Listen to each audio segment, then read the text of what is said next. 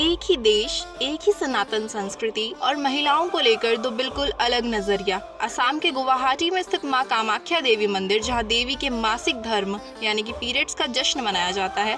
हर साल अम्बुबाची मेले के दौरान मां के रजस्वला होने पर उत्सव होता है। वहीं दूसरी तरफ केरल की घनी पहाड़ियों में बसा सबरीमाला मंदिर है, जहां 10 से 50 वर्ष की महिलाओं यानी उसी मासिक धर्म की उम्र की बेटियों और माताओं के प्रवेश को लेकर सदियों से पाबंदी रही। एक तरफ जिस प्रक्रिया को ईश्वरीय शक्ति मानकर पूजा जा रहा है, वहीं दूसरी तरफ उसी बायोलॉजिकल प्रक्रिया की वजह से महिलाओं को भगवान के दर्शन से दूर रखा गया। क्या ये सिर्फ जेंडर का भेदभाव है या इसके पीछे छिपी है पीढ़ियों पुरानी एक ऐतिहासिक और धार्मिक कहानी?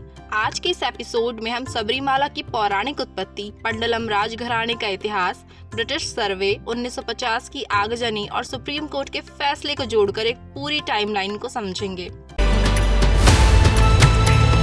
इस कहानी की शुरुआत होती है सदियों पहले पंडलम साम्राज्य से।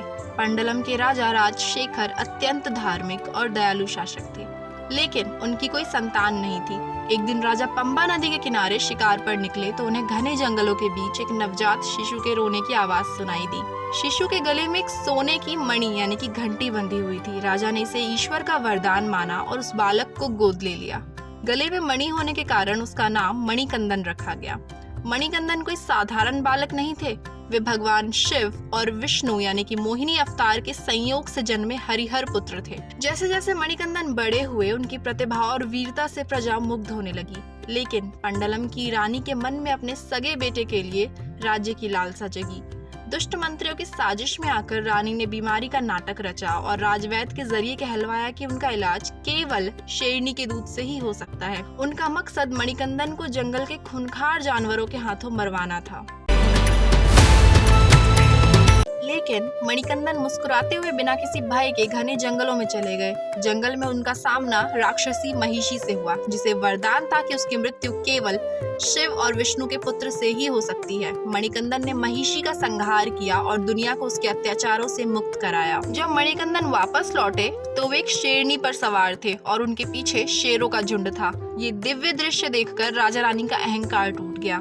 रानी ने रोते हुए माफी मांगी। तब मणिकंदन ने खुलासा किया कि उनका इस धरती पर जन्म का उद्देश्य पूरा हो चुका है और अब उन्हें बैकुंठ लौटना होगा। राजा ने पूछा कि हम आपके दर्शन कहाँ करेंगे? तब मणिकंदन ने एक तीर चलाया और उन्होंने राजा से कहा, मेरा तीर जहाँ गिरेगा वहीं मेरा निवास स्थान होगा। वो तीर सबरीमाला की पहाड़ी पर जाकर गिरा। राजा राजशेखर ने अपने हाथों से वहां भगवान अयप्पा का भव्य मंदिर बनवाया और उन्हें नैष्ठिक ब्रह्मचारी यानी कि आजीवन ब्रह्मचर्य धारण करने वाले के रूप में स्थापित किया। उन्होंने प्रतिज्ञा ली कि इस पवित्र स्थान पर केवल वही आ सकेगा जो 41 दिनों का कठोर ब्रह्मचर्य व्रत रखेगा। सबरीमाला का सबसे बड़ा इतिहास यही है कि अगर रोक है तो सिर्फ 10 से 50 साल की महिलाओं पर ही क्यों? 10 साल की छोटी बच्चियां और 50 साल से बड़ी बुजुर्ग महिलाएं तो आसानी से दर्शन करती हैं। इसके पीछे 3 मुख्य ऐतिहासिक, पौराणिक और व्यवहारिक कारण हैं, जैसे कि मलिक पुरुषोत्तमा का वचन। पौराणिक ग्रंथों के अनुसार जब भगवान अयप्पा ने महिषासुर की बहन महिषी का वध किया तो उसके शरीर से एक सुंदर देवी प्रकट हुई, जिन्हें लीला कहा जाता था। वे श्राप मुक्त हो चुकी थी। लीला ने भगवान अयप्पा के सौंदर्य और वीरता से प्रभावित होकर उनसे विवाह का प्रस्ताव रखा, लेकिन भगवान अयप्पा ने विनम्रता पूर्वक मना करते हुए कहा कि वे इस जन्म में ब्रह्मचारी रहने का संकल्प ले चुके हैं। जब लीला ने बार बार आग्रह किया तो भगवान अयप्पा ने उन्हें एक वचन दिया, जिस वर्ष सबरीमाला की यात्रा पर कोई भी नया भक्त नहीं आएगा उस वर्ष मैं तुमसे विवाह कर लूंगा। लीला ने भगवान के करीब ही अपना निवास स्थान बना लिया। मान्यता है कि देवी आज भी भगवान के विवाह के वचन का इंतजार कर रही है। इसी मर्यादा और देवी मलिक पुरुषोत्तमा के प्रति सम्मान के कारण प्रजनन आयु की महिलाओं को भगवान के मुख्य मंदिर में प्रवेश न देकर दूर रहने की परंपरा बनी।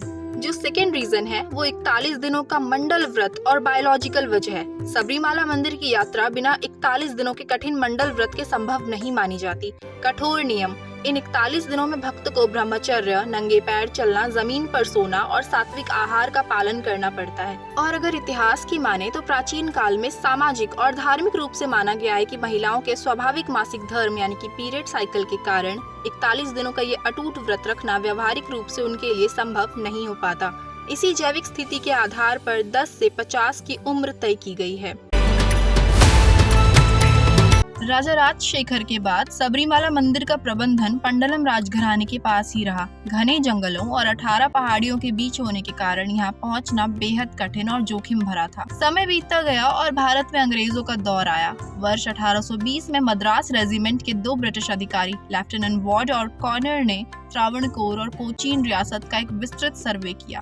इस सर्वे की आधिकारिक report memoir of the survey of Travancore and Cochin state में सबरीमाला का जिक्र मिलता है। ब्रिटिश सर्वे में साफ लिखा गया था कि सबरीमाला के मंदिर में महिलाओं का प्रवेश पूरी तरह वर्जित है, खासकर उस उम्र की महिलाएं जो मासिक धर्म यानी कि पीरियड्स के दौर से गुजरती है।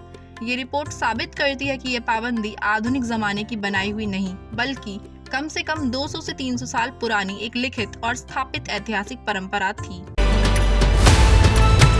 सबरीमाला के आधुनिक इतिहास में सबसे बड़ा मोड़ आया मई 1950 में, जब अज्ञात असामाजिक तत्वों ने सबरीमाला मंदिर में आग लगा दी।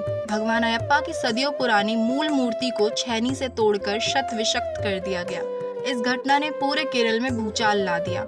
केरल पुलिस के डीआईजी के केशव मेनन ने इसकी जांच की। इस आगजनी के बाद मंदिर का फिर से जीर्णोद्धार किया गया और त्रावणकोर देवस्थ बोर्ड ने मंदिर का प्रशासनिक नियंत्रण अपने हाथ में लिया। 1950 की इस घटना से सबक लेते हुए 1956 में त्रावणकोर देवस्थ बोर्ड ने पहली बार औपचारिक लिखित नियम जारी किए। इसके तहत 10 से 50 वर्ष की महिलाओं के मंदिर में प्रवेश पर पूर्ण कानूनी रोक लगा दी गई, ताकि मंदिर के पारंपरिक अनुष्ठानों और पवित्रता की कड़ाई से रक्षा की जा सके। 1956 के बाद भी कभी कभी वीआईपी महिलाएं या अधिकारी मंदिर परिसर में पहुंच जाते थे। 1990 में एस महेंद्रन नाम के एक व्यक्ति ने केरल हाईकोर्ट में याचिका दायर की। 1991 में केरल हाईकोर्ट की डिवीजन बेंच ने एक बड़ा फैसला सुनाया। कोर्ट ने माना कि सबरीमाला में 10 से 50 साल की महिलाओं का न जाना अनादिकाल से चली आ रही परंपरा है। कोर्ट ने साफ कहा कि ये रोक महिलाओं के खिलाफ भेदभाव नहीं है, बल्कि भगवान अयप्पा के नैष्ठिक ब्रह्मचारी रूप की धार्मिक प्रकृति का हिस्सा है। इस फैसले के बाद मंदिर के रास्ते पर आधिकारिक साइन बोर्ड लगा दिए गए कि 10 से 50 वर्ष की महिलाएं आगे न बढ़ें। 1991 के फैसले के 15 साल बाद 2006 में इंडियन यंग लॉयर्स एसोसिएशन ने इसे भारत की सबसे बड़ी अदालत सुप्रीम कोर्ट में चुनौती दी। 28 सितंबर 2018 को सुप्रीम कोर्ट की 5 जजों की बेंच ने 4-1 के बहुमत से इतिहास पलट दिया।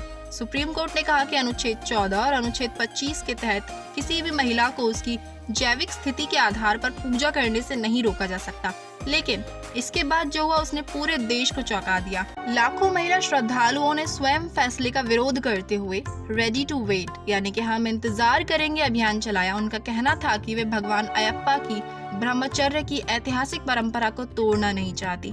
मामले की संवेदनशीलता को देखते हुए सुप्रीम कोर्ट ने इस केस को 7 जजों की बड़ी संवैधानिक पीठ को रेफर कर दिया है। राजा राजशेखर का तीर, 1820 का ब्रिटिश सर्वे, 1950 की आगजनी और 2018 का सुप्रीम कोर्ट का फैसला। सबरीमाला की ये कहानी हमें सिखाती है कि भारत में आस्था और कानून का रिश्ता कितना गहरा और जटिल है। एक तरफ सदियों पुरानी परंपरा है तो दूसरी तरफ आधुनिक संविधान। एक हिस्टोरिकल एनालिस्ट और स्टूडेंट के रूप में आप इस पूरे घटनाक्रम को कैसे देखते हैं? क्या पीढ़ियों से चली आ रही मान्यताओं की रक्षा होनी चाहिए या समय के साथ उसमें बदलाव जरूर होनी चाहिए? अपनी राय कमेंट बॉक्स में जरूर शेयर करें। अगर आपको ये हिस्टोरिकल और लीगल एनालिसिस पसंद आया हो तो वीडियो को लाइक करें और ऐसी ही बेहतरीन रिसर्च बेस्ड वीडियोस के लिए चैनल सब्सक्राइब करें।